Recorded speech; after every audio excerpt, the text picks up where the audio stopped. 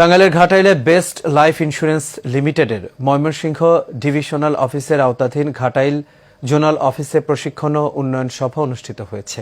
সকালে Ghatail zone servicing সেন্টারের আয়োজনে অফিস কার্যালয়ে বেস্ট লাইফ ইন্স্যুরেন্স লিমিটেডের সহকারী agency director of Ghatail zonal office incharge Mohammad Shiblu মিয়ার সভাপতিত্ব ও ব্রাঞ্চ ম্যানেজার মোহাম্মদ কামরুজ্জামান ভুইয়ার সঞ্চালনায় এতে প্রধান অতিথি ছিলেন সহকারী ব্যবস্থাপনা পরিচালক মোহাম্মদ মাসুম হাসান জামাল।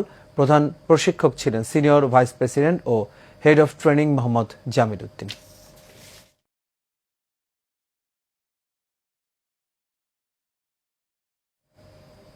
দর্শক, দেশ সংবাদ এ পর্যন্ত। আমাদের পরবর্তী সংবাদ দেখার আমন্ত্রণ রইল। এতক্ষণ সাথে থাকার জন্য সবাইকে ধন্যবাদ।